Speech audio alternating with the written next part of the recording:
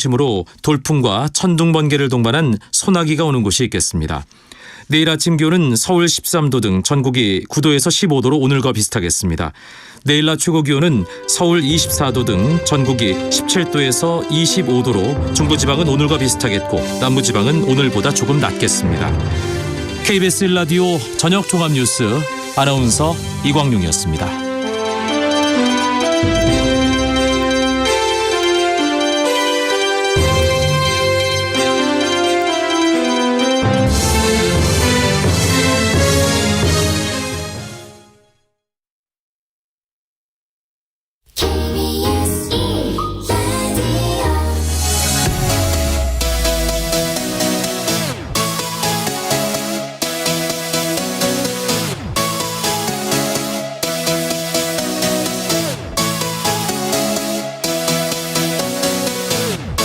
KBS 열린 토론.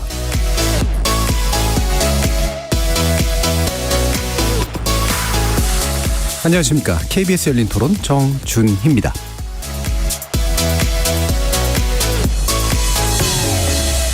이번 주 금요일 KBS 열린 토론은 지적 호기심에 목마른 사람들을 위한 전방위 토크, 줄여서 지목전 토크 시간입니다. 영유아나 아동의 출입을 제한하는 이른바 노키즈존에 대해 많이 들어보셨을 텐데요. 지난 2017년 국가인권위원회에서 노키즈존이 어린이들에 대한 차별이라는 공식 의견을 냈음에도 불구하고 여전히 어린이들의 출입을 제한하는 곳 적지 않게 발견할 수 있습니다. 또 최근에는 60세 이상의 출입을 제한하는 노시니어존까지 등장해서 논란이죠. 특정 집단 전체에 대한 차별이 없이 업주가 자신의 업장을 정당하게 보호할 수 있는 방법은 무엇일지 지목전 토크 1부에서 얘기 나눠보겠습니다. 2부는 현대판 자린고비 모임으로 등장한 이른바 무지출 챌린지에 대한 얘기인데요. 자신의 절약 방법을 공유하는 통칭 거지방이 유행처럼 번지고 있다고 합니다. 알뜰한 소비 패턴을 확산시키는 공간 정도에서 멈추면 좋을 텐데 누군가의 호의를 갈취하는 태도를 정당화하는 모습도 없지 않아서 2부에서 전방위 토크 진행해 보겠습니다. 열린 토론 지금부터 시작합니다. 살아 있습니다. 토론이 살아 있습니다. 살아있는 토론, KBS 열린 토론. 토론은 라디오가 진짜입니다. 진짜 토론, KBS 열린 토론. 오늘 함께해 주시는 분들 소개하겠습니다. 나라를 걱정하는 물리학자 이종필 건국대 교수 나오셨습니다. 안녕하세요. 이종필입니다. 사랑 공감의 소설가 서유미 작가 나오셨습니다. 안녕하세요. 서유미입니다. 규정을 거부한다 한국 여성 변호사의 손정혜 변호사 함께하셨습니다. 안녕하세요. 손정혜입니다. 정치 철학을 탐구하시는 김만권 경희대 학술연구 교수 모셨습니다. 안녕하세요. 김만권입니다. 자, 이렇게 물리학자, 소설가, 법률 전문가 그리고 정치 철학자까지 각기 다른 전공, 개성, 지식을 가지신 네 분의 출연자와 함께 만들어가는 지적 호기심에 목마른 사람들을 위한 전방위 토크. 문자로 참여하실 분은 샵 9730으로 의견 남겨주시면 됩니다. 단문은 50원, 장문은 100원의 정보 이용료가 붙습니다. KBS 1라디오의 모든 프로그램은 유튜브를 통해서도 함께하실 수 있습니다. 지목전 토크 지금부터 시작합니다. 자, 오늘 출연자의 픽 서유미 작가께서 가져오신 주제인데 노키즈존, 노시니어존. 마음은 어느 쪽으로 기울고 계신 건가요? 시니어 쪽으로 기우는 거 아닌가 싶은데. 마음의 문제가 아니고 그냥 다 그쪽으로 가고 있어요. 이제 5월이 가정의 달인데 예. 어린이날, 어버이날 지날 때마다 인간의 어림, 네, 어림과 나이듦에 대해 생각을 많이 하게 되는 것 같아요. 아이들 막 보고 있을 때는 빨리 큰다, 언제 커서 저렇게 됐지, 언제 더 크지 이런 생각하고 부모님 뵈면 언제 저렇게 늙으셨지, 우리 인생 왜 이렇게 짧지, 이런 여러 가지 생각을 하게 되는데 그런 그냥 우리가 느끼는 감상적인 이런 걸 떠나서 현실에서 이제 그 노키즈존이라고 하는 어떤 공간들 제가 처음 봤던 게 아마 2010년쯤이었던 것 같아요. 그때는 이제 홍대나 강남 쪽에 그러니까 젊은 분들 되게 많이 오는 곳에 좀 붙었었던 것 같아요. 그런 상업시설이. 근데 그때는 그럴 수도 있겠다. 왜냐 워낙 예를 들면 술을 마시고 밖에서 담배도 피우고 이제 많이 좀 상업적으로 노니까 어린 아이들이 안 오는 게 더 좋을 수도 있겠다라고 생각을 했었던 것 같은데 10년이 지난 지금은 사실 굉장히 전국적으로 확산도 됐고 이제 좀 정착도 되고 노키즈존이라고 하는 걸 모르는 분들도 없는 것 같고 논쟁적인 부분이 여전히 남아있는 상태에서도 상당히 받아들이기도 하고 또 찬성하는 분들도 많고요. 근데 노키즈존 나왔을 때도 그런 얘기들이 있었거든요. 사실은 뭐 아이들이 문제가 아니라 더 시끄러운 어른들도 많지 않냐. 예. 뭐 이러면 뭐뭐 하지 않을까 그랬는데 아니나 다를까.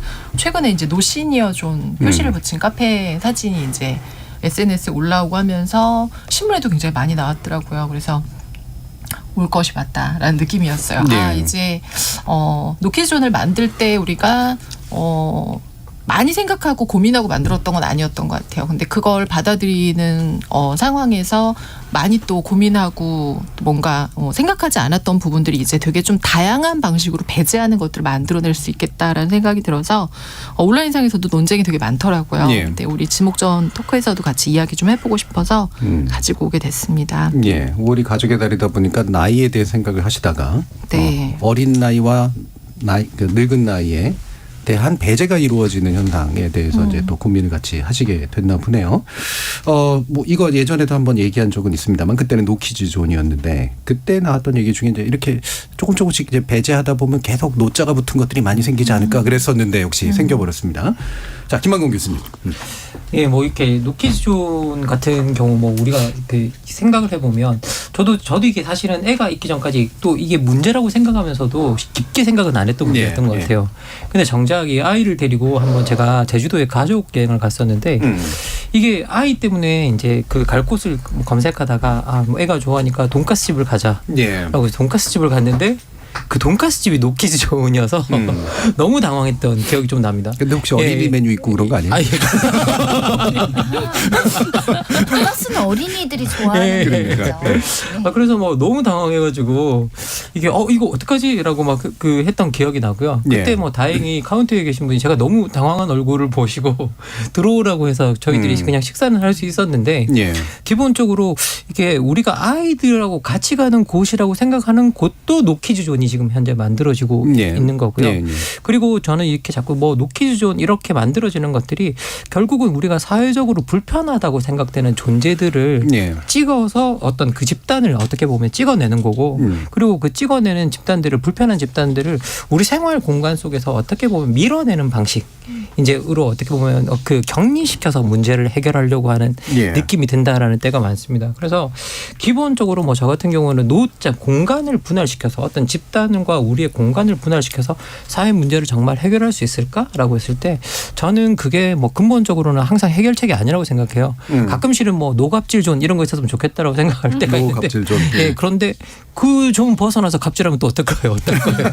그러니까 근본적으로 우리가 어떤 집단이 있을 때 그걸 어떤 공간을 분할시켜서 그 문제를 해결한다? 이게 정말 또 좋은 방식일까라고 생각할 때 그게 좋은 대책은 아닌 것 같아서 저는 뭐 개인적으로 그렇게 찬성하지는 않는 편입니다.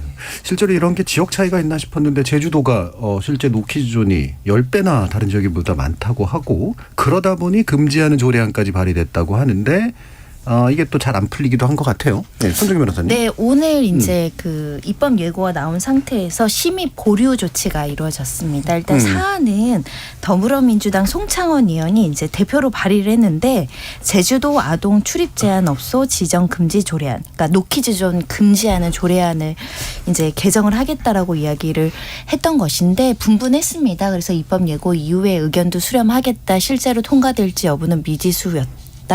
이렇게 보고 있었는데 실제 오늘 심사를 보류하는 조치를 했고요. 결국은 어떻게 보면 권리에 대한 업주의 권리 침해 부분에 대한 그 어떤 우려가 해소가 되지 않았다라고 보시면 될 것 같습니다. 권리 침해가 서로 부딪히는 상황에서 하나만 제약하기는 어려운데 아예 금지를 하는 것은 그 어떤 식당이 됐든 레스토랑이 됐든 호텔이 됐든 영업 제한 조치로서 이제 불이익한 조치를 하는 건데 이런 법률의 어떤 권리를 제한하는 거는 법률에 근거를 해야 되는데 이렇게 노키즈존을 하지 말라는 법률은 없잖아요. 그러다 보니까 법률이 없는데 어떻게 조례로 이걸 금지하냐. 입법 목적의 타당성은 인정되지만 법률 유보 원칙이 위반되는 거 아니냐라는 목소리가 있었고요. 지역 사회에서도 또 노키즈존에 필요하는 관광객 수요가 있는 거죠. 그러다 보니까 이건 좀 신중하자. 그래서 아직은 채택되지 않았습니다. 그러니까 채택이 안 된 이유가 이제 나름대로 지역적 특성을 고려한 부분도 있고 그리고 법률상 상위 법률상 노키존을 금지할 수 있다가 있는 게 아니기 때문에 물론 노키존을 허락할 수 있다가 있는 것도 아니고 그러니까 굳이 법이나 거기에 해당하는 조례를 만들어서 뭔가 권한을 제한하기는 어렵다. 이렇게 판단을 했나 보네요. 자, 뭐 이 부분 좀 더 뒤에서 다뤄보고 그러면 이종필 교수님은 노키존 경험은 있으세요? 저는 애가 없으니까 예. 사실은 잘 신경 안 쓰게 돼요. 노키존이 있는지 없는지 사실 잘 모르고 뭐 좀 솔직하게 고백을 하자면 이렇게 공공장소나 카페 같은 데 갔는데 그러니까 아이들이 이렇게 좀 시끄럽게 하고 뛰어다니고 이제 이러면은 예. 사실은 저도 이제 약간 좀 짜증이 나긴 그렇죠. 하고 예. 그리고 이렇게 시선이 이렇게 돌아가게 되고 조금 눈길이 머물기도 하고 아마도 그분은 내가 눈총을 줬다라고 느낄 수 있었을 것 같아요. 예. 예. 근데 저도 이제 이 주제를 좀 심각하게 이제 고민을 하면서 내가 그런 행동을 하면 안 되겠구나라고 이제 좀 반성도 좀 하게 되고 이게 어린애들은 원래 칭얼대는 게 당연한 거고 예. 고함치고 뭐 여기저기 돌아다니고 말 안 듣고 그런 게 너무나 사실은 당연한 건데 그리고 어린이는 뭔가 이렇게 사회적인 책임을 지는 존재는 아니잖아요. 예. 그런데 어른들이 좀 과하게 책임을 지으려고 하는 게 아닌가라는 생각도 좀 들어요. 그리고 사실은 또 이게 뭐 부모의 어떤 뭐 훈육이 안 돼서 그렇다라는 이제 주장들도 있는데 예. 그런 면이 전혀 없지도 않겠습니다만 그런데 뭐 모든 아이들이 훈육한다고 다 말을 잘 듣나요? 그것도 아니잖아요, 예. 사실은. 뭐 그랬으면 이 세상이 굉장히 평화로워졌겠죠. 그런 문제들도 있고 물론 뭐 일부 부모님들은 예를 들어서 왜 우리 아이 기를 죽이려고 하느냐라고 이제 반발하는 그렇게 일부의 네. 경우도 있겠습니다만 그거를 일반화하기는 좀 어려울 것 같고 그리고 뭐 카페 같은데 예를 들어서 뭐 아이를 키우는 엄마가 유모차를 끌고 와서 커피 하나 테이크아웃 하기도 힘들다라는 얘기들이 있더라고요. 네.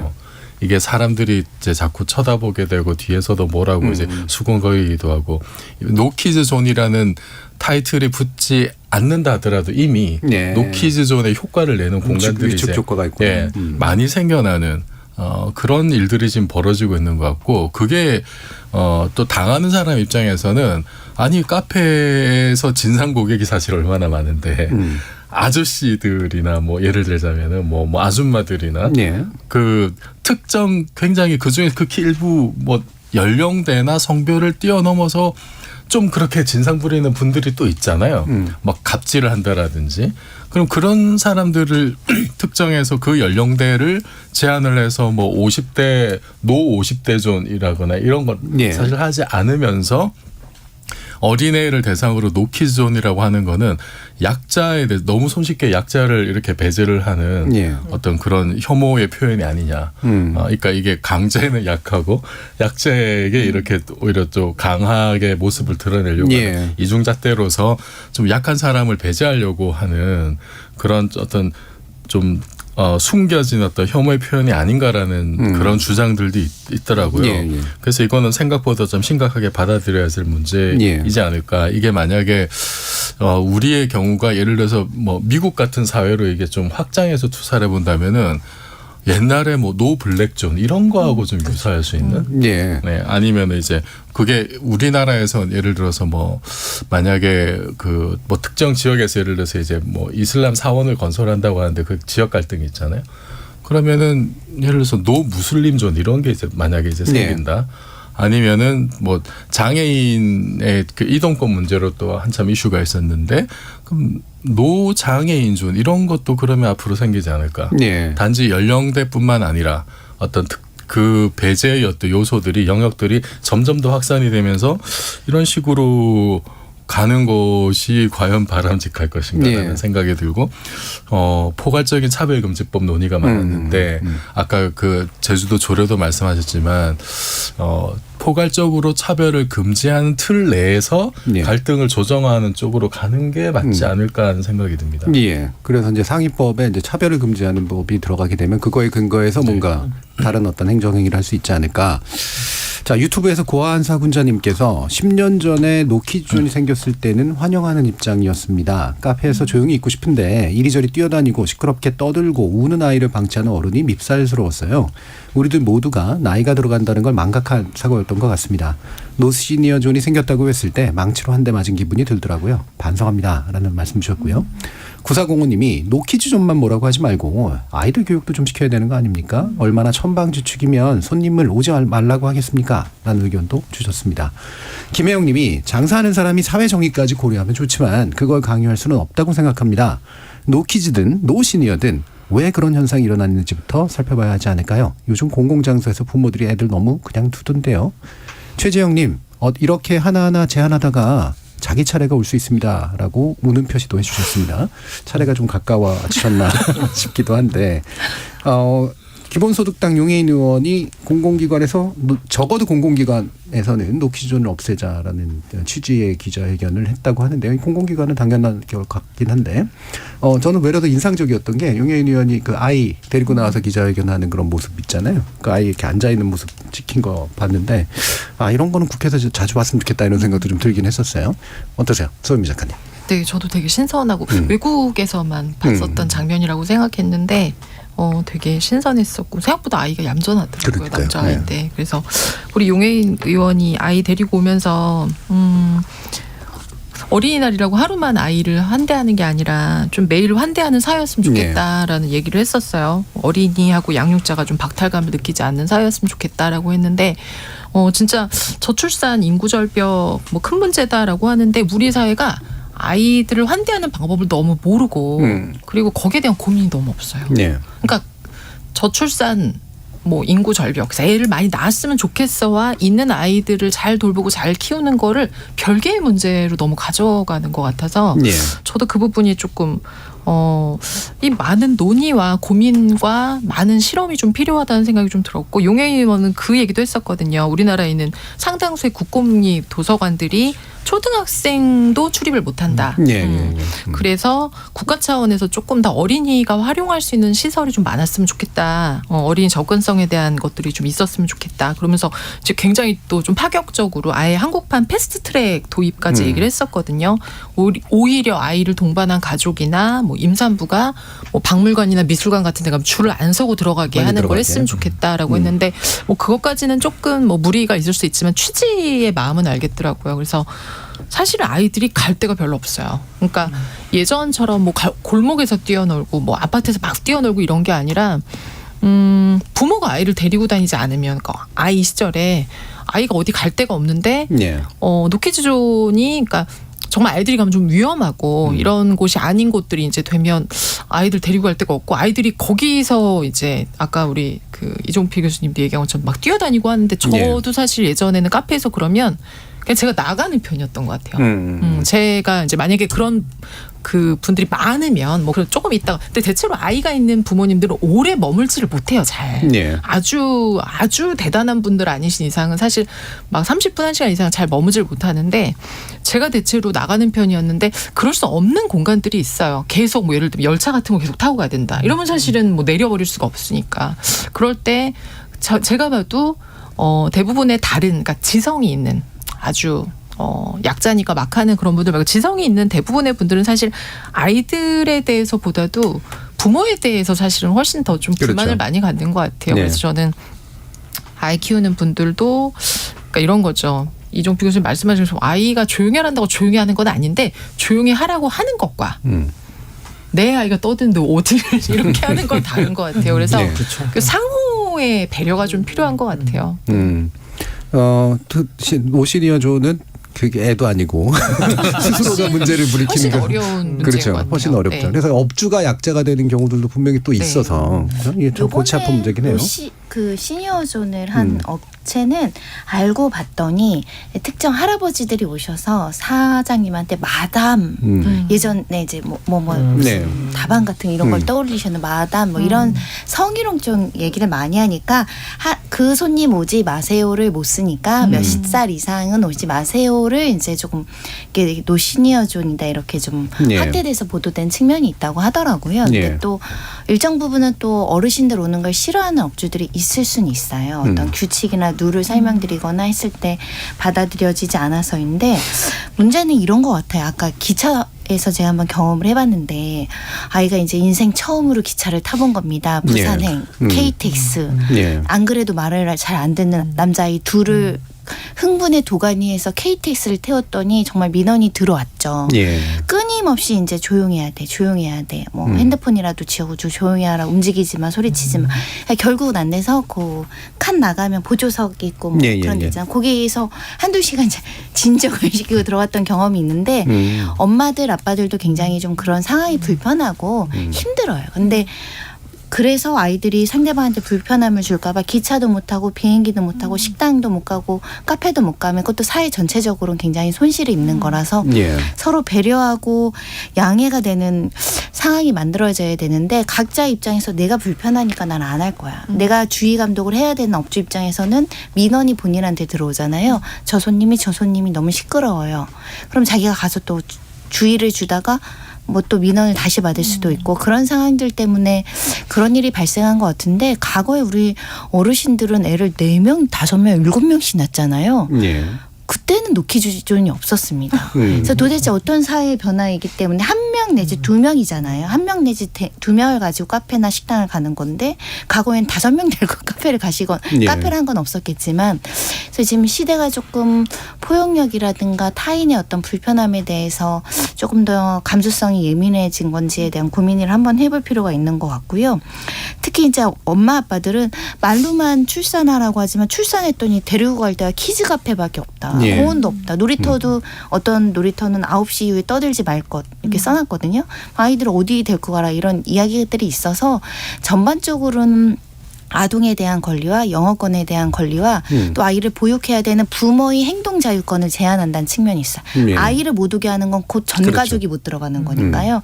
그래서 그런 권리 충돌의 문제가 심각한데 제주도에 그렇게 많은 노키즈존이 있는지는 몰랐습니다. 그 4명, 5명, 7명을 난다 그러셔서 6명은 옛날에 안 났나? 뭐 이런 생각을 잠시 이제 했고요. KTX 타시기 전에 부산행을 보여주셨으면 굉장히 효과적이지 않았을까? 아니 사실 이게 저도 이게 저도 이제 부산에 자주 다닐 일이 있어서 KTX를 좀 자주 타는 편이었는데요. 한번 진짜 이게 좀 거의 유사한 손정혜 변호사님이 이제 겪은 일과 유사한 일을 당한 엄마를 본 적이 있어요. 애가 아주 갓난애기인데 타자마자부터 울기 시작한 거예요. 그랬더니 한 20분 지나서 어떤 분이 왜 이렇게 애를 울리냐고 소리를 거기서 확 지르셨어요. 그러니까 이 어머니가 그 열차 안에 있지 못하고 그 열차와 열차 칸 사이로 나가셨는데 애가 계속 우니까 거기 들어오질 못하고 1시간 넘게 나가서 애를 계속 달래고 있는 거죠. 이게 그 보면서 우리가 이렇게까지 해야 될 일인가? 저 아이는 그냥 너무 어린 아이고 지금 자기가 울어야 되는지 말아야 되는지 그걸 지각할 수 없는 아이인데 그런 애들이 운다고 해서 이것을 불편이라고 해서 이렇게까지 고함을 지르고 우리한테 불편을 준다고 이렇게 사람을 압박할 일인가라는 생각이 좀 들었었고요. 그리고 그런 것들을 보면서 우리가 너무 배려 없다는 생각이 들었었는데 정작 그렇게 소리 지르신 분이었던 것 같아요. 같은 정류장에서 내리고 있었는데 그 아이를 안고 있는 엄마한테 미안하다고 사과를 하더라고요. 나중에 그분도 이제 들어오지를 못하고 거기 계속 서 있는 걸 보시니까 그렇게 이야기를 하셨던 것 같아요. 그래서 이제 어떻게 보면 지금 전체적으로 보면 우리 사회가 불편한 걸 참지 못하는 쪽으로 가고 있는데 근데 저는 그게 약간 소비자 정체성의 문제가 있는 것 같아요. 항상 어떤 공간에서 내가 돈을 지불했으면 난 이만큼 얻어가야 돼. 난 이만큼 할 자격이 있어라고 하는데 그 모든 것들이 이 공간에서 편안해야 되고 뭐 해야 되고 뭐 조용해야 되고 내가 얻어가는 것들을 다 그렇게 해서 내가 돈을 냈기 때문에 받아갈 자격이 있어라고만 생각하는 것 같아요. 그래서 그 소비자 정체성 자체가 어떻게 보면 인간에 대한 존중이나 우리가 어떤 사회적인 어떤 협력 정신이나 공동체의 어떤 그런 것들이나 그런 것들을 좀 압도하기 때문에 일어나는 일은 아닌가 라는 생각이 들 때가 있습니다. 옛날에는 왜 노키존이 없었을까? 뭐 이런 질문 던진 거에 대한 답이긴 한데, 그죠? 그러니까 과거에는 대부분이 사회적 공간이었다면 지금은 대부분이 경제적 공간으로 이제 바뀌면서 나타나는 현상이 아닐까, 뭐 그런 생각도 드는데 7606님께서 어떤 문제가 생기면 이해하고 용서하기보다는 너무 책임지고 손해배상 같은 걸 요구하니까 아마 업주에게라는 뜻인 것 같아요. 그런 상황을 만들고 싶지 않아서 이런 현상이 생긴다고 생각합니다. 그러니까 원천 차단을 시키는 게 낫다 이렇게 본다는 거죠. 김덕명 님이 어린이 전용 카페, 아마도 키즈 카페 등등인데요. 를 많이 운영하도록 하고 업주에게 인센티브 같은 걸 주면 어떨까요? 라는 그런 의견도 좀 주셨습니다. 그러니까 업주의 관점에서의 고민도 좀 이해를 해서 어떤 것들을 할 수 있을까? 그냥 나가세요 하면 나가면 제일 좋긴 한데 어떻게 이런 권리 충돌들을 아까 제가 그런 경험을 아예 어렸을 때 했다잖아요. 아이들은 이제 토마스 열차 같은 거 처음 타보니까 이제 뭐 어른들의 배려는 이제 알 수가 없는 상황인데 이제 업무적으로 KTX를 많이 타니까 이제는 언제부터 시작했는지 모르겠지만 유아 동반석과 아닌석을 구분해서 티켓팅을 할 수 있거든요. 그렇죠. 그러니까 열차를 못 타게 하는 게 아니라 약간의 구분을 주는 겁니다. 그래서 유아가 없는 곳을 선호하시는 분에게 선택권을 주고 유아들을 아예 안 받지는 않고 그래서 노키즈를 우리는 매출 감소하고 부모들 매출까지 감소하는 거를 감안하더라도 꼭 유지하겠다. 그럼 그건 영업의 자유를 존중을 해줘야 되지만 혹여라도 우리가 이제 어떤 예를 들면 굉장히 유명한 맛집인데 제발 맛보고 싶은데 아이들 집에 두고 가면 아동 학대니까요. 그러면 요 조는 아이들을 데리고 갈 수 있는 좀 조용하게 먹고자 하는 사람들은 이렇게 돈가스 집 같은 경우는 아주 작은 가게가 아니면 그렇게 하는 것도 좀 상생 아닌가? 그냥 포용적이면서도 또 아이들 싫어하거나 시끄러운 거 싫어하는 사람을 좀 분리해 놓을 수 있고요. 그런 것도 저는 한번 생각해 볼 여지가 있고 특히 제주도 같은 관광지는 굉장히 기분 좋게 여행 와서 갑자기 들어오지 마 이러면 사실은 굉장히 불쾌감을 느끼게 되는 거죠. 괜히 정 만드는 경우도 있을 수 있습니다. 물론 노키즈 존이라고 해서 찾아가는 사람들도 있겠지만 막상 교수님처럼 모르고 갔다가 뭔가 차별을 받은 것 같아라고 생각할 수도 있고 실제로 그래서 국가인권위원회 민원 넣으신 분이 있어요. 그래서 국가인권위원회에서 이거는 국가인권위원회법 차별금지 조항에 위반되니까 노키즈존 정책을 시정해라라고 권고가 나왔어요. 그러니까 사실상 지금 모든 노키즈존은 국가인권에 가면 차별이다. 시정해라라고 나올 수 있는 환경인데 이 노키즈존에 대해서 국민들이 어느 정도는 필요하다고 생각하니까 손을 안 대고 있는 거죠. 자 이렇게 그러면 그 업주의 권한과 그다음에 그 이용자의 권한 그리고 이용자들의 서로 다른 권한들을 어떻게 조화시켜낼까 한 가지 아이디어를 또 주시기도 했는데 이종필 교수님도 의견 한번 주시죠. 제가 찾아보니까 2014년에 식당에서 그 화상 입은 아이에게 업주가 70%인가 이렇게 배상을 해준 사건이 있다 그러더라고요.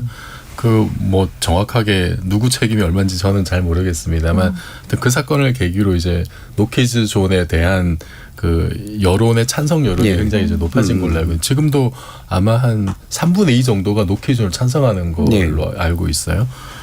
그래서 이게 뭐 어떤 일이 사고가 났을 때 그때 뭐 책임 문제가 어떻게 될 거냐라고 하는 것이 사실은 좀 쉽지 않은 문제일 것 같고 그리고 노 시니어 존의 그 카페 경우도 사실은 참 심각한 문제잖아요. 어떻게 보면 이게 그 사장님 입장에서는 굉장히 신변의 위협까지 느낄 수도 있을 거라고 저는 생각하거든요.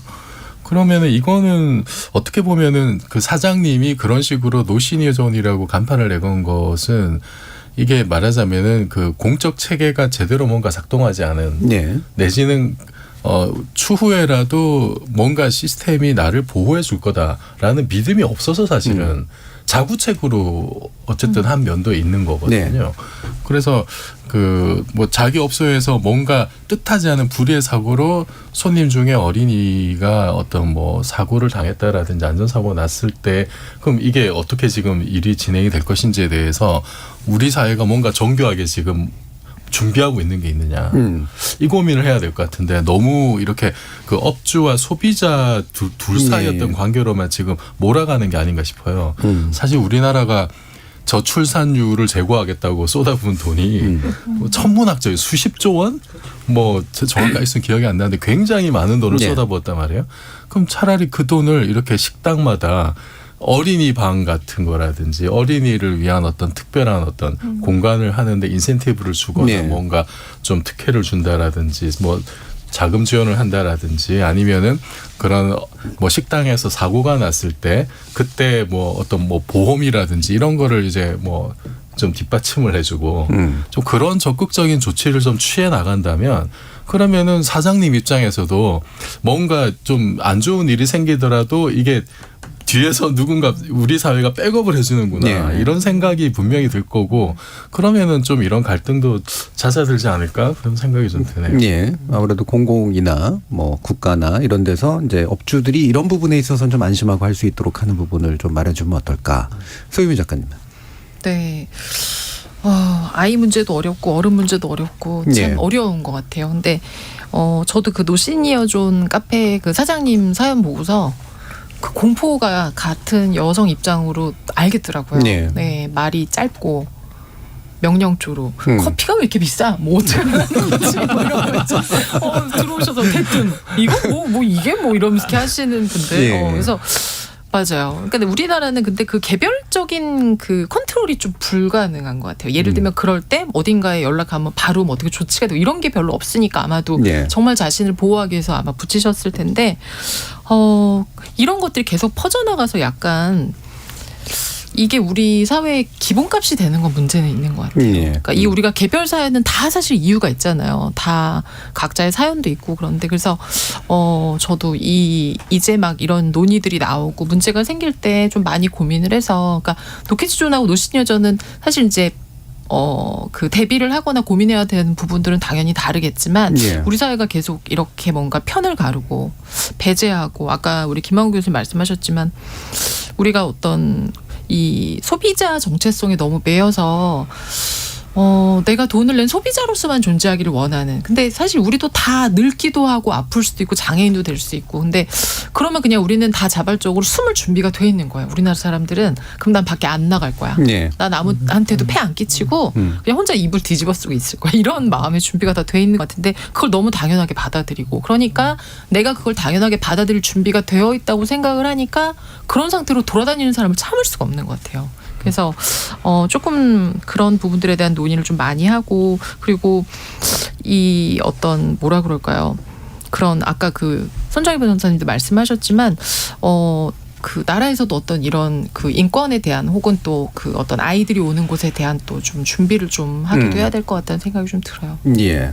뭐 실제로 김만규 교수님, 아까 그 이종필 교수님도 말씀 주셨지만 결국은 이런 식의 배제를 지지하는 마음들이 많아서 사실은 생기는 문제잖아요. 실제로 통계치도 그렇게 많이 나오는 것도 같고. 예, 뭐 실제로 저희들이 통계를 뭐 찾아보니까 이게 2011년 한국 리서치에서 이제 조사한 자료들을 보면 이거 노키즈존을 지지하는 사람들이 70%가 넘어가는 걸 실제로 예. 볼 수 있고요. 그리고 이제 실제로 자기 아이들이 이제 초등학생 이하인데도 불구하고 여기를 지지하시는 분이 거의 비율이 비슷해요. 거의 70% 정도가 또 이걸 지지하는 걸 또 볼 수 있습니다. 그래서 사회에서 어떻게 보면 기본적으로 저는 이런 것들이 왜 이렇게 생겨나나 생각을 해보면 결국은 아까 말씀드린 대로 우리가 너무 사회가 기본적으로 어떻게 보면 불편한 것들을 견디지 못한다라는 생각이 드는데요. 이게 저는 어떤 공동체의 모든 관계라는 건 어느 정도의 불편을 감수하는 일이라고 생각을 하거든요. 그래서 그 불편을 주는 사람들을 그냥 내버려 두라는 게 아니라 그래도 필연적으로 생겨나는 어떤 우리가 봤을 때 어쩔 수 없는 불편들은 감수하는 어느 정도의 그런 감정적 능력들이 어떻게 보면 있어야 되는 것 같아요. 특히 저는 노키즈존과 노시니어존은 성격 자체가 되게 다르다고 생각합니다. 예. 노키즈존은 정말 아이들이잖아요. 우리가 여전히 훈육을 시켜야 될 상이라고 한다면 노시니어존 같은 경우에는 그냥 그분들이 예의만 바르면 없어질 문제예요. 예. 생각을 해보면. 근데 어떻게 하다 보니까 우리 사회에 이제 일부 어른들이 잘못된 생각을 해서 나이 들미 내가 마음대로 할 수 있는 권리다라고 생각하는 어떤 그렇게 생각하시는 분들이 일부 있는 것 같아요. 예. 그리고 그러다 보니까 자기보다 어린 사람들 그리고 직업적으로 또 열등하다고 생각되는 사람들 그런 사람들한테 그게 사실은 차별적 마인드거든요. 예. 그 차별적 마인드가 자연스럽게 나오면서 반말하고 위협 불고 그렇게 이제 그 실제 노시니어존을 내것인 분이 그런 위협을 느껴서 이제 어떻게 보면 내 것인 건데 그런 일들이 일어나는 것 같아요. 그래서 이 노시니어존 같은 경우에는요, 우리가 어떻게 보면 사회에서 어떤 뭐라고 해야 될까요? 나이 들면서 우리가 지켜야 될 예절이 무엇인가에 대해서 우리가 논의를 하면서 바꿔 나갈 수 있는 문제라고 한다면 노키즈존 같은 경우에는 여전히 우리가 아이들에게 훈육을 시키면서도 그 아이들이 내는 불편은 어느 정도는 우리도 감수할 줄 알아야 된다라는 생각이 좀 저는 들어서 이 예. 부분은 좀 나눠서 생각해 볼 필요가 있지 않나라는 생각이 들어요. 근데 그 노시니어존 같은 경우도 네. 그런 얘기가 있더라고요. 만약에 그 사장님이 노시니어존이 아니라 추파 금지 예를 들어서 이렇게 써붙였다. 내지는 뭐 개수작 금지 뭐 전문용어로 그렇게 써붙였다고 하더라도 현실적으로 그분들이 그 나이 드신 분들이 자기가 하는 행위가 이게 추파나 개수작이라는 생각조차 못할 거라. 자각이 있었으면 그런 일 안 하겠죠. 네. 그게 사실은 또 어떻게 보면 우리 사회가 너무나 이렇게 빨리 성장하고 급격하게 변하는 사회다 보니 사실은 세대 간의 인식 격차가 워낙 크잖아요. 예. 그래서 어르신들에게는 참 당연한 일이 예를 들어서 지금 젊은 세대들이 보기에는 그게 당연히 또 성희롱이거나 예. 차별이거나 이렇게 또 되는 거고 그거는 뭐 어떻게 보면은 정말 뭐 훈육으로 되는 일도 당연히 아니고 이게 무슨 토론이 이런 거 될 일도 아니고 사실 가장 뭐 좀 실효적으로 좀 좋은 거는 이게 정말로 뭐 공권력이 좀 개입을 한다라든지 이게 뭐 실정법에 위반되는 사례가 발생했을 때는 정말 좀 따끔하게 뭔가 좀 조치가 취해지면은 그러면은 사실은 그것만큼 좀 강력하고 효과적인 어떤 뭐 조치 이런 것도 없지 않을까 하는 생각도 들기도 합니다. 예. 지금 저기 PD님이 개수작은 허튼 짓 정도로 바로 잡아주네요. 저는 순간적으로 그 얘기를 들으면서 어떻게 순화하는 게 맞을까 이게 참 순화하기가 어려운데 허튼 짓 괜찮네요. 허튼 짓 금지로 성희롱 금지. 네. 성희롱 금지. 근데 이제 그렇게 말씀하실 수 있는 그 이정표 교수님의 용기에 정말 존경을 합니다. 맞죠? 저는 그 말이 맞다고 생각합니다. 두 번이나 진짜. 그 단어밖에 제가 안 제 어휘력이 빈곤해서 죄송합니다. 방금 이제 그 김만규 교수님이 인용해 주신 내용도 제가 간단히 좀 말씀드리면 2021년 11월 한국 리서치에서 조사한 결과라고 하고요. 1000명 대상의 성인을 조사했는데 노키존 운영 허용할 수 있다는 응답이 71%, 허용할 수 없다는 응답이 17%래요. 상당히 압도적입니다. 그리고 또 다른 수치를 보면 이게 좀 제 말 자체가 좀 재밌는데 노키즈존은 다른 손님에 대한 배려인가라는 말에 이제 74%가 동의했고요. 노키즈존은 어린이에 대한 차별인가라는 질문에는 29%가 동의를 했거든요. 똑같이 배려라고 하는 말로 뭔가 이렇게 좀 조사했어야 되지 않은가 싶긴 한데 왜냐하면 이쪽에 대한 배려는 이쪽에 대한 배려가 아닌 게 되는 거니까 어린이를 배려하려면 어떻게 해야 되나 뭐 이런 것도 좀 고민이기도 하고요. 자 그러면 손정희 변호사님 이게 뭐 나름대로 뭐 합리적인 해결 방법 또 다른 거 있어요? 이 설문은 명백하게 그 계층 조사가 실패한 거죠. 다 어른들한테 물어봤고 차별을 당하는 정작 어린이들의 의견은 무시되기 때문이니까 어린이들 의견에서는 명백하게 차별입니다. 사실은 국가인권위원 아까 인권침해 권고 조치도 설명드렸다시피 한 가지의 차별이 허용이 되기 시작하면 그 사회의 차별과 배제적인 요소들이 굉장히 늘어날 수 있다라는 점을 꼭 기억을 해야 될 것 같아요. 왜냐하면 그렇지 소비자가 가서 예쁜 카페에 조용히 커피 마시고 있는데 아이들 떠드는 거 너무 불편하고 싫지라는 관념으로 접근하다가 어느 날 노키즈 아이들 있는 아파트 못 들어와요. 여기는 뭐 신혼부부만 들어와요. 뭐 이런 식으로까지 확정이 된다면 그거는 차별이 아니겠느냐. 작은 차별을 허용하기 시작하면 큰 차별도 사실은 굉장히 그냥 수용되는 사회에 살게 되는 거거든요.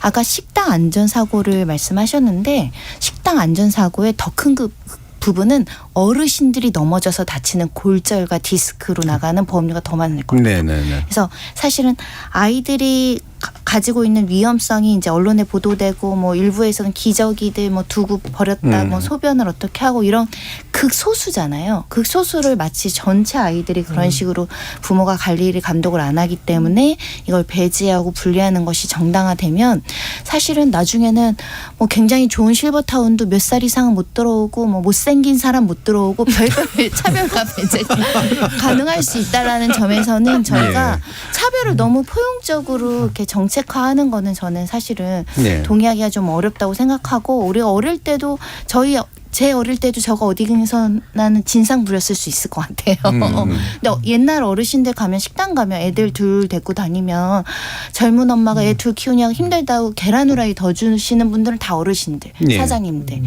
근데 요즘 젊은 분들은 약간 그런 기억이나 이런 경험이나 이게 나의 미래라고 그려지지 않다 보니까 조금 더 분리하려는 경향이 있는데 저희가 한번 브레이크를 한번 걸고 싶습니다. 당신도 꼭 저처럼 KTX 탔다가 멀쩡한 자리 두고 저기 가서 서 있을 수 있다는 걸.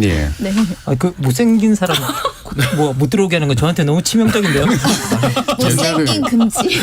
옛날에 클럽에서 이렇게 쫓겨나 점점 자기 힘으로 느끼시는 분들이 네. 많아지는 것 같습니다. 예. 심각한데. 네, 저한테 너무 치명적이네요. 자, 그럼 이제 마무리하시면서 서 작가님 어떻게 네. 좀 고민 해결되셨나요? 아니에요. 우리가 예전에 그 인종차별, 네, 그 뭐 미국이나 유럽에서 흑인 범죄자가 많으니까 흑인 금지, 그렇죠. 아시안들 시끄럽고 냄새 나니까 아시안 금지. 이런 것들에서 사실 굉장히 약자로서 분노하고 네. 어떻게 이럴 수 있느냐라고 말하면서 우리도 인간으로 인권을 가진 사람으로서 우리 더 열심히 살아야 되고 더 막 우리 뭐 잘해야 된다라는 마음과 함께 우리나라가 이만큼 많이 발전해 온 것 같아요. 근데 우리가 약자였을 때 그리고 우리가 아이였을 때는 이제 잊은 것 같은 생각이 좀 들고 그리고 저는 아까 이제 뭐 많은 이야기가 오가면 노키즈하고 노시니어조는 사실 뭐 방향성으로는 전혀 다른 거지만 혐오와 배제의 의미로는 이제 상당히 비슷한 건데 예. 우리 사회가 그러니까 한마디로 어떤 선 밖으로 나아가는 것들에 대한 고민들 훨씬 더 좀 많이 해야 될 것 같고 특히 아이들에 대한 배려는 정말 많이 어른들이 좀 해야 될 것 같다는 생각이 들어요. 아이들이 네. 아이들을 가진 부모들이 함께 어딘가에서 우리 사회 공동체로서 아이 낳으니까 되게 키울만하다.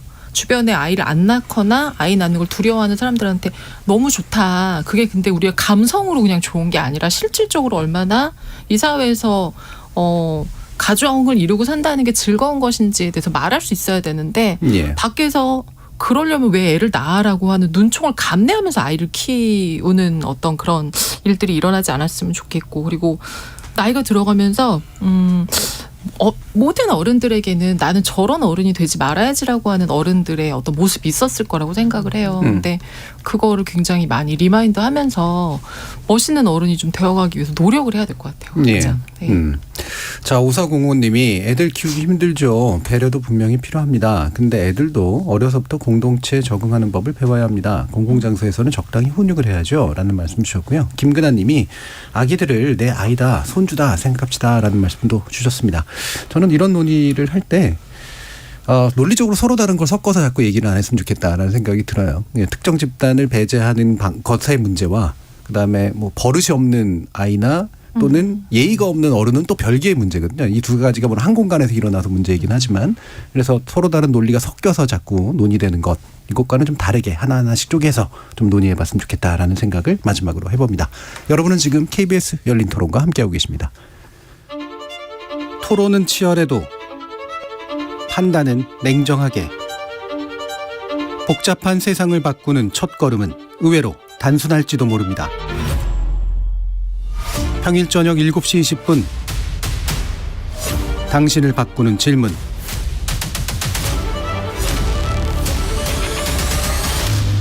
KBS 열린 토론. 지적 호기심에 목마른 사람들을 위한 전방위 토크. 정치 철학자 김만권 교수, 물리학자 이종필 교수, 소설가 서유미 작가, 손정혜 변호사 이렇게 네 분과 함께하고 있는데요. 자, 제작진의 픽으로 2부를 할 텐데 거지방. 이건 수나 안 합니까? 근데 뭐 이게 비속어까지는 아니고 제가 볼 때는 스스로를 약간 좀 재미나게 표현하는 그런 용어니까 충분히 괜찮을 수도 있을 것 같은데 이 안에 들어가 계신 분 계세요 혹시? 또는 뭐 요 얘기는 아마 들으셨을 것 같고 경험은 해보신 적이 있으실지 잘 모르겠는데 어떠세요? 저 약간 이런 느낌이에요. 금주를 해야 되는데 너무 어려우니까 같이 하고 금연을 해야 되는 게 너무 인생 최대의 숙제잖아요. 그리고 이런 식으로 절약하는 것도 사실은 하루 이틀이지 너무 어려우니까 이렇게 공동체적으로 같이 하면 약간 놀이문화처럼 하는 게 아닐까 생각이 들어요. 마치 다이어트 그룹을 결성하듯이. 그래서 아직까지는 이런 짠테크 짠돌이 체험이라고들 하시던데 아직 못 해봤는데요. 예. 하는 것도 좀 즐겁게 해볼 여지는 있지만 일주일 가기 어려울 것 같습니다. 그러니까 이게 이제 그 핵심은 무지출 챌린지라고 부르는 거잖아요. 그러니까 일종의 도전 과제처럼 젊은 친구들이 많이 하는 거고 그걸 위해서 같이 정보를 교류하고 약간은 과시도 하고 또는 자랑도 하고 뭐 이러는 게 통칭 거지방이라고 부르는 이제 공유 채팅방 같은 건 것 같은데 안 보신 것 같아요 보니까 이게 주변에서 경험을 못 하셨어요. 못 보셨어요? 네. 너무 재밌더라고요. 돈 쓰면 혼나는 방인데 소비에 대해 오늘 얼마 썼어요? 그럼 이렇게 고백하잖아요. 그러면 서로 이제 조언하면서 소비를 막아요. 오늘 너무 뭐뭐 했다 그러는데 되게 유머러스한데 저 너무 재밌던 게 담배 4,500원. 그러니까 하루에 오늘 그거 썼다는 거예요. 네, 그렇게 지출. 올리니까 거지에게 담배는 사치입니다. 힘드시겠지만 흡연 부스 가서 간접 흡연하세요. 이런 식의 조언을 서로 붙여줘요. 그래서 한 명 한 명 고백을 다 하고 나면 그 방장 같은 사람이 매시 매초 본인이 거지임을 잊지 마세요. 우리는 거지입니다. 그럼 우리는 거지입니다. 이렇게 복창을 하고 하루가 마무리되는 그 전체를 한번 본 적이 있는데 저는 근데 그런 것 같긴 해요. 유머로 승화할 수 있는 정도는 그렇죠. 네. 괜찮다고 생각해요. 혼자 이제 더 끙끙 앓고 진짜 돈이 없어서 완전히 정말 아무 데도 못 가고 아무랑도 못 나누는 것보단 나은 것 같긴 한데 예. 하여튼 붙임머리 25만 원 어떻습니까? 야한 생각해서 기르세요. 이런 거.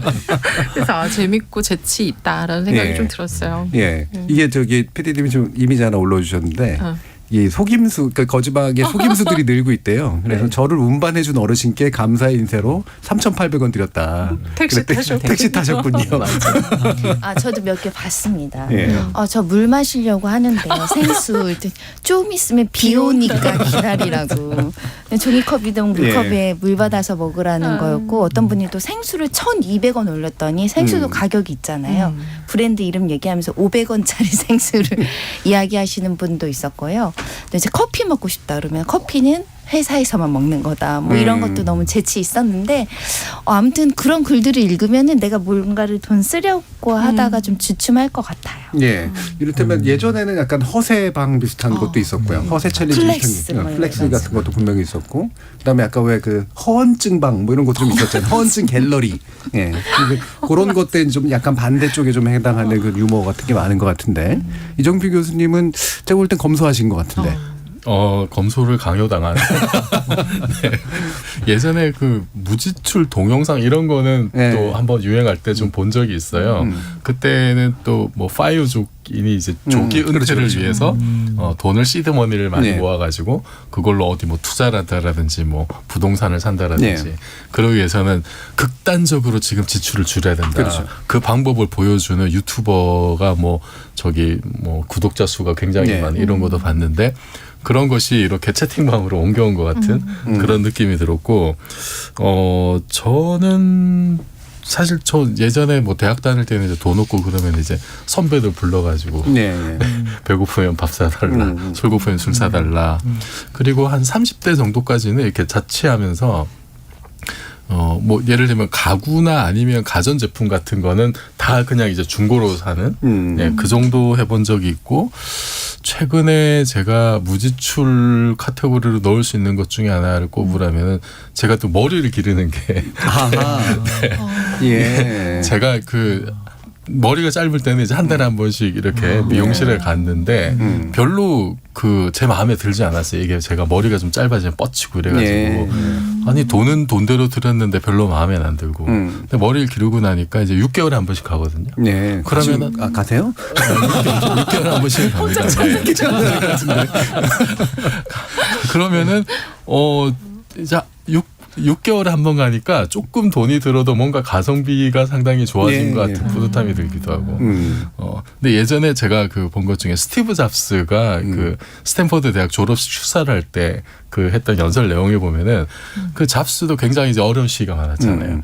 그래서 뭐 친구 집에 얹혀 산 이야기도 하고 돈이 너무 없어서 코카콜라 병 5센트짜리 병을 팔아서 끼니를 해결했다 이런 얘기도 있어요. 네. 그리고 좀 잘 먹으려고 이렇게 무슨 사원이 있는데 11km를 걸어가서 몇 시간 공짜로 걸어가서 주는 밥. 네네 공짜로 밥을 얻어먹고 이런 경험담들이 있더라고요. 그래서 우리 그 젊은 분들이 사실 요즘 대학생들 1,000원 밥값 얘기도 나오고 네. 굉장히 경제적으로 물가도 오르고 해서 힘들 텐데 좀 이런 근데 이게 뭔가 어쨌든 그걸 좀 유쾌하게 좀 정말 승화하려고 하는 그런 모습도 있는 것 같고 그냥 단지 이게 그냥 우스개로 끝나는 게 아니라 그 속에서 그 합리적인 소비를 할 수 있는 방법들 이런 것들도 사실 공유가 많이 되더라고요. 네. 그래서 저는 아주 재밌고 괜찮게 보고 네. 있습니다. 그러니까 지금까지는 주로 유머러스하고 긍정적인 측면들인데 말씀 속에 보면 이제 선배 뜯어먹은 네. 경험이 이제 나오신 거잖아요. 네. 근데 요런 거를 자랑하는 경우들도 꽤 있다 그러더라고요. 그래서 부정적인 어떤 측면들이 부각되는 케이스도 좀 있고 그렇던데. 김만국 교수님. 뭐 이게 잘 모르겠습니다. 저 생각해 보면 저희들이 학교 다닐 때 이제 뭐 돈 없고 그랬을 때 선배들 뭐 기다려서 밥 얻어 먹고 네. 뭐 그런 거는 좀 되게 흔했잖아요. 네. 그리고 어떻게 보면 그때는 뭐 누가 돈이 돈이 없다 그러면 그냥 편하게 밥 사주고 얻어먹고 서로 뜯어먹었죠. 예, 서로 그런 거 되게 부담 없이 했는데 어떻게 보면 지금은 오히려 그런 것들을 할 수가 없어서 그런 것들이 되게 예외적이라 그런 이야기들이 또 어떻게 보면 사회가 또 축소됐으니까 뭐 회자되었을 수도 또 있는 부분이 있고 그리고 또 이렇게 또 거지방이라고 해서 자기들끼리 모여서 이걸 해악으로 막 나누면서 서로 아끼라고 막 이렇게 하고 있는 그런 모습이 또 어쩌면 한편으로는 이게 도움 없는 세계에서 각자가 고군분투하는 모습들인데 이분들이 혼자서 그걸 이제 어떻게 보면 견뎌내기 힘드니까 같이 모이고 그걸 같이 고통스러워하기보다는 같이 그걸 즐거운 유머나 이런 것들을 통해서 극복해 나가고 있는 모습인 것 같아요. 근데 지금 현재 뭐 우리가 지금 이런 것들이 청년층에 많이 유행하고 있는데 물론 이 청년층들이 디지털 세대라서 디지털 공간에서 그런 것들도 하는 것도 있겠지만 실제로 이제 통계적으로 들여다보니까 코로나19가 기승을 부렸던 지난 3년 동안 빚이 가장 많이 늘어난 계층이 2030이라고 이제 나오고 있고요.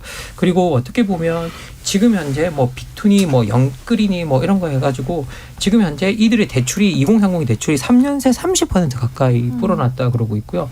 그리고 은행과 이금융권에서 각 대출자 한 명당 평균 7천만 원, 5,400만 원을 빌린 거로 조사되고 있대요. 그러다 보니까 뭐 어떻게 보면 지금 현재 번 돈을 가지고 대출을 갚거나 빚을 갚는데도 상당히 바쁜 어떤 그런 양상을 보이고 있고 그러다 보니까 어떻게 보면 지금 이게 한편으로는 이게 젊은이들이 어려운 상황을 잘 그냥 자기들끼리 모여서 웃으면서 잘 견뎌나가고 있구나라고 생각도 할 수 있지만 한편으로는 이게 우리 사회 구조적으로 정말 청년 세대들이 어려워졌구나라는 것들. 그러면 이 문제에 대해서 우리가 어떻게 대응해야 될까를 다시 한번 생각해보는 계기도 되는 것 같아요. 그럼 그 말씀이 나온 김에 그러니까 이게 결국에는 이른바 욜로족들 그다음에 인스타그램이나 이런 데 보면 엄청난 그 소비를 자랑하는 그런 식의 분위기가 반전이 된 거냐 아니면 한쪽에서는 여전히 그러고 있고 다른 한쪽에서는 힘드니까 줄이고 있는 이런 이제 양극화된 현상이 공존하는 것이냐 뭐 다 가능성이 있을 것 같긴 한데 어떠세요, 손동희 의원님? 저는 약간의 문화 같아요. 이게 공유하는 거죠. 인스타도 결국은 내 혼자 보는데 그렇게 플렉스하지 않거든요. 누군가 봐주니까 그것을 좀 과시하든지 서로 즐기는 모습을 보여준다고 하는 거고 이 내용도 뭐 어떤 단체방에 있으면 개개인으로는 네트워크가 형성되지 않지만 어찌됐든 하나의 목적으로 모여 있으니까 그러니까 유의의 즐거움과 소통의 즐거움이 있는 것 같아요. 그렇죠. 그래서 약간 소통하면서 각자 추구하고자 하는 바를 해 나가는 게 아닐까 생각이 들고 요즘에 경제 어려워졌다. 기성세대들도 경제 망한다. 물가 너무 많이 올랐다. 안 오르는 게 없다라는 얘기 굉장히 많이 들어오잖아요.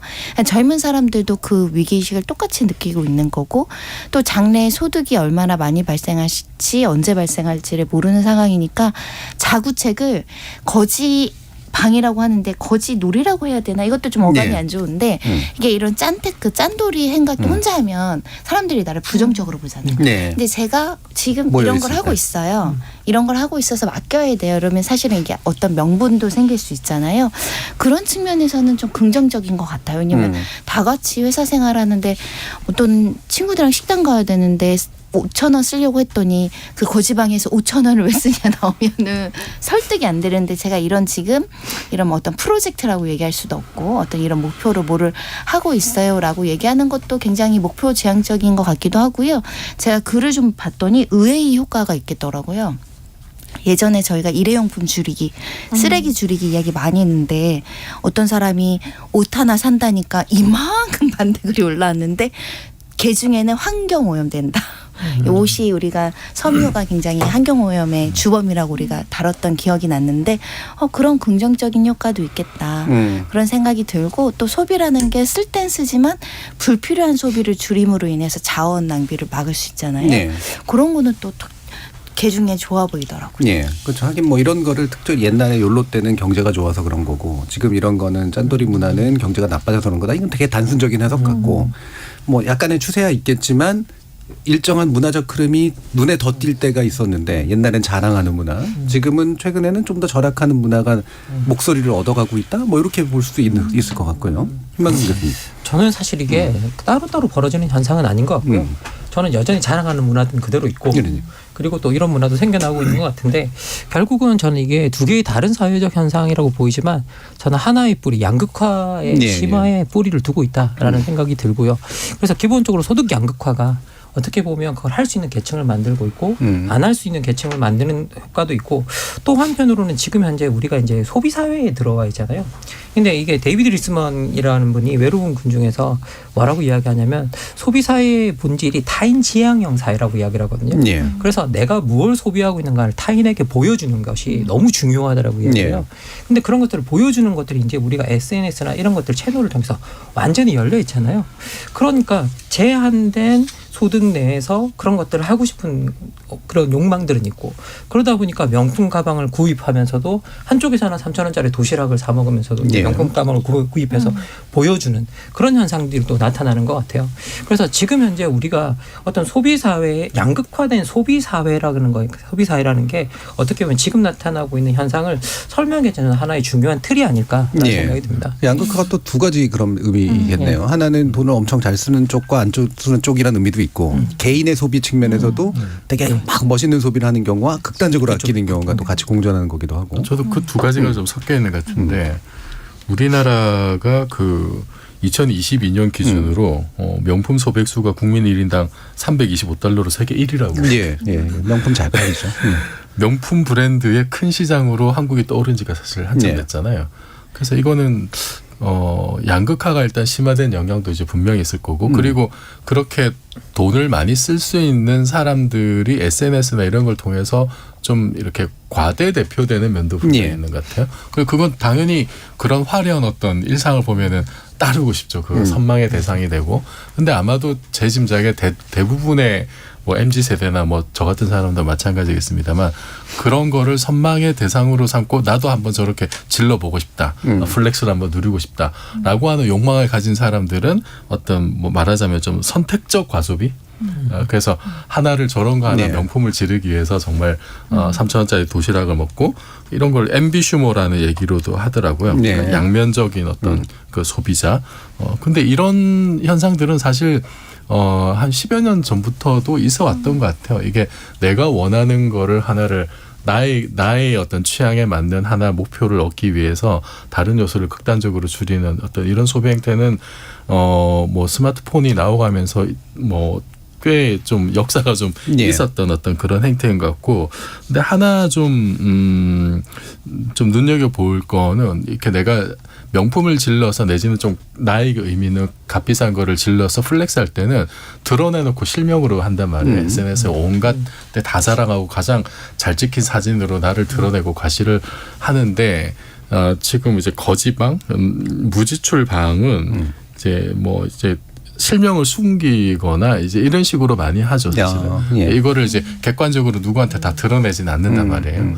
그리고 사실은 이제 거지방이라는 말 자체에 혐오의 표현이 이제 좀 내재가 돼 있다라고 이제 걱정을 하는 것도 제가 최근에 본 단어 중에 정말 충격적이었던 게 요즘 학교에서 개근 거지라는 말이 있대요. 여행 한번 못 가는. 여행 한번 못 가는.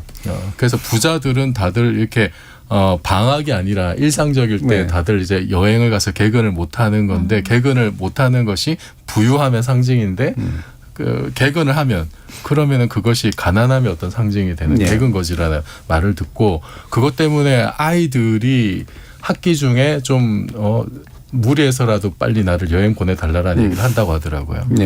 그냥 이게 그냥 지금 결석을 시켜야 될 것 같아요.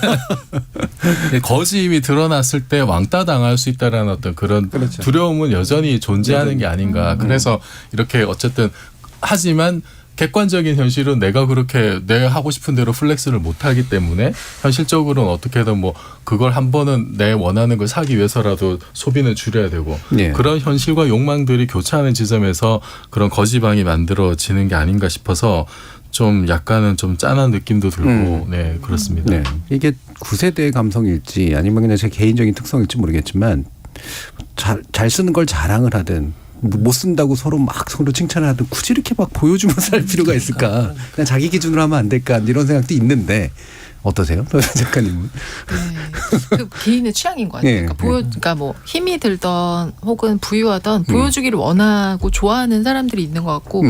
뭐 남에게 보이는 걸 별로 안 좋아하는 그건 이제 근데 이 세대 자체는 보여주기식이나 구경하는 것 자체가 굉장히 일상적이고 그러니까 뭐 내향적인 사람이어도 이렇게 약간 구경하는 것 자체가 그냥 삶이 된 것 같기는 해요.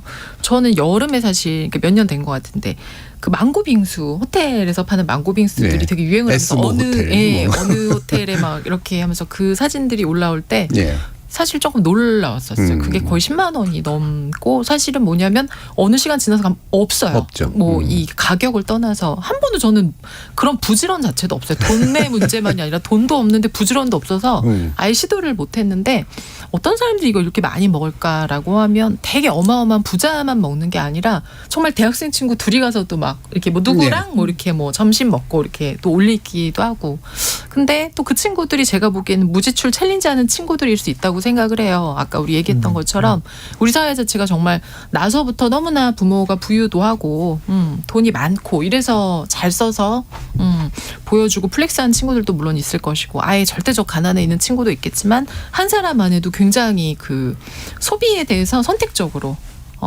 그 하는 것 같은데 저는 그것 자체가 나쁘다고 생각하지는 않지만 그 선택적 소비 자체가 타인을 위한 게 아니라 자신을 위한 거였으면 좋겠다는 생각이 많이 들어요. 그래서 예를 들면 정말 내가 좋아하는 무언가를 뭐 하기 위해서 뭐 예를 들자면 뭐 정말 멋진 공연인데 너무 비싸서 평소라면 엄두가 안 나지만 뭐 점심을 좀 이렇게 줄여서 이걸 보러 간다. 그래서 남한테는 안 보이는데 내적으로 쌓이는 만족감이 좀 있어. 물론 뭐 그것도 표로 올리겠죠. 근데 뭐 그래도 조금은 그런 방식의 것들도 좀 있었으면 좋겠다. 남이 다 먹으니까 나도 먹어야 되고 난 안 먹으면 이상하고 이런 방식만으로 좀 쫓아가는 게 아니라 그래서 저는 그 아까도 말했던 혼자는 정말 소비 줄이기도 힘들고 어떤 땐 가끔 나만 거지같이 사나 이런 생각을 사람들은 누구나 한다고 생각해요. 그럴 때 위로받을 수 있는 어떤 동지들이 있는 건 좋은 것 같아요. 한마디로 절약을 함께 하니까 와 나 오늘 10,000원 썼는데 말이 돼라고 했는데 4,500원 막 2,500원 오 나 부자구나 뭐 이런 생각도 할 수 있을 것 같아서 어쩌면 웃으면서 함께 힘든 시기를 지나가는 그런 효과면에선 긍정적인 것 같지만 그래도 이게 놀이가 되고 저는 거기가 되게 슬퍼서 우리는 거지입니다. 복창 막 10몇 개가 쭉 있는 거는 그러니까 그러니까 그냥 장난인데도 좀 짠했고 아까 개근 거지는 사실 저는 그 단어는 못 듣고 저희 아이한테 들어봤거든요. 저희도 사실은 평일에 많이 가는 편이긴 해요. 왜냐면 제가 주말에 수업을 해서 근데 저희 아이가 어느 날 그 얘기를 하더라고요. 우리만 해외를 아이하고는 한 번도 해외를 안 갔거든요. 한 번도 안 갔대요. 자기만. 다른 아이들은 그러니까 자기는 제주도는 몇 번을 가봤지만 나만 엄마 해외를 한 번. 에이 설마 거짓말이겠지. 정말이라는 거예요. 정말. 그래서 그럴 수도 있겠다. 그럴 수도 있겠구나. 그래서 어땠어? 했더니 자기도 왜 나만 못 갔지 아니라 아니 애들이 어떻게 다 외국을 갔다고? 막 자기가 이랬다고. 그래서 가고 싶다라고 얘기하는데 이게 아직은 어려서 모르지만 이런 것들이 상당히 부럽고 쌓이고 조금 또 부정적이거나 그런 아이들한테는 되게 불만이 될 수도 있겠구나라는 생각이 들었어요. 지금 유튜브에서 눈꽃님이 예전에 했던 방송인데 10,000원의 행복 생각나네요. 희화적인 챌린지라고 해도 한 번은 해볼 만할 것 같습니다. 라는 말씀 주셨고 유튜브에서 YK님께서 아이고 인생 뭐 있냐 낭비만 안 하면 되지 언제 떠날지 모르는데 팍팍하게만 사는 게 맞을까요? 라는 말씀 주셨는데 어떤 세대인지는 알 것 같습니다. 자, 뭐 이게 뭐 세대적 문화일 수도 있고 뭐 시대적 문화일 수도 있고 뭐 다양한 의미가 있겠습니다만 이런 소비에 연관된 드러냄 그리고 함께 뭔가를 하려고 하는 것 그걸 자랑이든 아니면 뭐 같이 이제 위로받는 것이든 간에 어떻게 좀 받아들이면서 좀 이해하면 좋을까? 김만곤 교수님. 뭐 이게 기본적으로 우리가 소비 사회를 살아가고 있으면서 자기가 쓰는 물품들 자체가 자기 소비자 정체성, 그러니까 자기 개인의 정체성을 드러낸다고 생각하는 경우가 너무 많아요. 그러다 보니 내가 어려운 상황이 있어도 남들이 다 쓰고 있는 물건이나 남들이 뭐 하나 들고 있는 그런 것들 안 들고 있다라는 게 내가 되게 열등한 것 같고 못하는 것 같고 하나의 예를 들자면 심지어 여행 가는 것도 그렇고 이제 그리고 더 나가서 그 여행에서도 해외 여행과 국내 여행이 차별을 받고 이런 구조들이 다 만들어지고 있다라는 좀 생각이 드는데요. 그럼 결국은 저는 이게 소비 사회에서 특히 또 이제 드러나는 것들이 어떤 소비력을 가지고 만들어지는 차별이거든요. 근데 그것들이 우리 사회의 우리 일상에 너무 깊숙이 자리 잡았다라는 생각이 좀 들어요. 그리고 이건 또 한편으로는 우리가 인간의 가치를 소비력으로 판단하고 있다라는 것으로 생각이 좀 되는 부분들이 예. 있거든요. 그래서 우리가 인간의 가치를 좀 다르게 바라보는 시각. 그러니까 너무 우리가 소비자적, 제가 이제 오늘 계속 소비자적 관점을 이야기하는데 소비자적 관점에서 좀 벗어나서 사람들을 대하고 그리고 사람들을 바라보는 어떤 그런 것들이 있었으면 좋겠다라는 게 제 생각입니다. 예. 그럼 뭐 마무리 발언 형식으로 더 오랜만에 한 분씩들 한번 얘기 들어볼까요, 손정희 변호사님? 저는 이런 그러면 챌린지라고 말씀하시고 뭐 거지놀이라고 하기도 하고 하는데 저는 되게 다양하고 긍정적인 것 같아요. 보통 이 그지야는 사실 우리 사회에서 모욕죄에 해당하는 욕설이었거든요. 모욕죄. 네. 그리고 나 거지야라고 말하는 사람에 대한 사회적 평판도 좋지 않았어요. 예. 마치 돈이 없는 사람이거나 돈이 없는 게 게으르다고 인식되거나 돈이 있음에도 남한테 안 쓰는 짠돌이라는 개념이 있잖아요. 근데 이게 일단은 내가 어떠한 목표를 설정해서 아껴본다는 거죠. 이 방에 있는 사람은 정말 경제적으로 어려운 사람도 있을 것이지만 그렇지 않은 사람도 있는데 어찌됐든 내가 소비를 줄이겠고 무엇인가를 지출을 안 하겠다라는 계획을 세워서 다 같이 공유하고 소통하고 이걸 또 농담 삼아서 이렇게 막 버블티를 먹고 싶으면 버블티 검은색 스티커를 붙여서 너무나 해학적이고 재밌지 않아요? 예. 그래서 그런 또 개중엔 진짜 어려워서 오늘 딱 5,000원만 써야 되시는 분은 내가 자괴감이 있을 수 있고 상실감이 있을 수 있고 무력감이 있을 수 있는데 그게 또 하나의 놀이로서 재미로서 체험이 되다 보면 굉장히 즐거운 어떻게 보면 소비 문화가 될 수 있겠다 그런 생각도 들고요. 근데 우리가 너무 이런 것들이 자주 생기고 사라지고 그런 면은 있는 것 같아요. 이것도 문화적인 얼마나 거. 갈까 그렇죠. 오래 안 그런 갈 수 생각도 있어요. 한번 네. 생각해 보게 되는데 저도 한번 생활 속에서 한번 실천해 볼 수 있는 거 한번 해볼까 그런 생각도 드네요. 예. 남들이 아마 비웃을 거예요. 진정한 거기 아니면서 막 이러면서. 자, 제가 그 최근에 들은 사연 중에 미혼모인데 너무 돈이 없어서 그 음식점에 이제 전화를 해가지고 좀 도움을 요청했던 그 사장님은 이렇게 도와준 사연을 듣고 가슴이 따뜻해졌는데 여전히 우리가 세계 10대 경제 대국이지만 이렇게 우리 주변에 정말 절대적 빈곤 수준에 있는 사람이 적지 않은 게 현실인 것 같고요. 그리고 지금 특히 청년층 일자리가 작년보다 한 4만 5천 개 감소했다 그러고 아까 말씀하셨듯이 대출은 늘어나는데 금리가 엄청 올라서 연체율도 높아지고 있고 물가는 또 얼마나 올랐습니까? 그래서 이게 직접적인 경제적인 어떤 그 위기가 생존의 위협으로 다가오는 게 현실인 것 같아요. 사실 이것 때문에 이제 앞서 얘기했던 뭐 저출산율, 노키즈선 이런 얘기들도 결국 이런 일이 벌어지니까 MZ 세대들에게 연애도 못하는 사실은 그런 것이 사치가 되는. 그러니까 제 생각에는 일단 그 지금 청년층 대출의 가장 큰 부분이 주거 관련이라고 하는데 주거와 일자리에 대해서 최소한 국가가 좀 책임을 져줘야 되지 않을까. 그래야 지금 이런 그 거지방 이런 것이 좀 정말 건전한 놀이, 재밌는 놀이로 이렇게 또 여겨지지 않을까 싶습니다. 예, 서유미 작가님.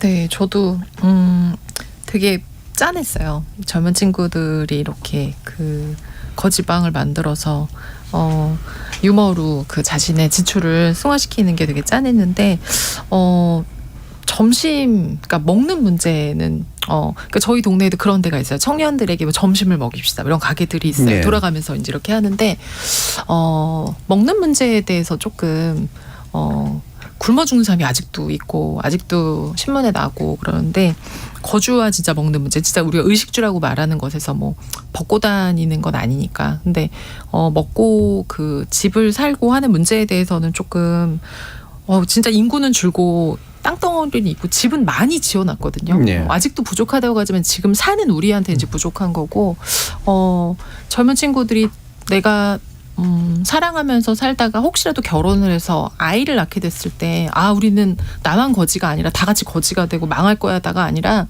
적어도 이 땅에서 살면서 내가 뭔가 집이라는 것이 내가 아이를 낳기려면 그 아이에게 그러니까 걔가 살 수 있는 공간은 있을 것이다. 예. 라고 하는 좀 안정감, 안도감. 그래서 이게 그냥 단순히 내가 오늘 하루 사실 우리가 바쁘게 살다 보면 하루에 자기가 얼마를 썼는지도 모를 때도 있어요. 정신없이 치다면서. 근데 내가 오늘 이 정도 썼구나. 그러면 전체에서 뭐 이걸 하기 위해서 조금을 줄이고라고 하는 어떤 조금 이렇게 뭐라 그러죠? 돈 자체가 넉넉한 게 아니라 마음이 조금 여유 있는 상태에서 이런 것들을 놀이로 하는 것과 진짜로 오늘 쓸 돈이 1,000원밖에 없어서 이걸 하는 건 저는 되게 다르다고 생각해서 우리 사회가 조금 더 그 젊은 친구들한테 안전망을 뭐 여러 가지 뭐 있겠죠. 근데 조금 더 금리도 그렇고 이제 또 여름 다가오는데 보니까 거기에 그 냉방비에 대한 걱정 또 이제 또 전기요금이 또 오를 거라고 하니까 뭐 은행에 가세요. 회사에서 늦게 퇴근하세요. 뭐 이런 조언들이 이어지는데 너무 속상했어요. 샐러드 먹고 싶어요. 한강에서 풀 뜯어 먹으라고 막 이렇게 써 있는데 이 친구들이 이래서 연애는 할 수 있을까. 너무 그래서 웃김있고 재밌고 안 됐고 하면서 너무 짠해서 우리가 어른으로서 뭘 도와줄 수 있을까 이런 생각도 좀 들고. 알겠습니다. 자, 이제 이걸로 마무리해야 될 것 같은데요. KBS 열린 토론 지목전 토크 함께해 주신 서유미 작가님, 손정혜 변호사님, 김만곤 교수님, 이정필 교수님 네 분 모두 수고하셨습니다. 감사합니다. 감사합니다. 저는 다음 주 월요일 저녁 7시 20분에 다시 찾아뵙겠습니다. 지금까지 KBS 열린 토론 정준이었습니다.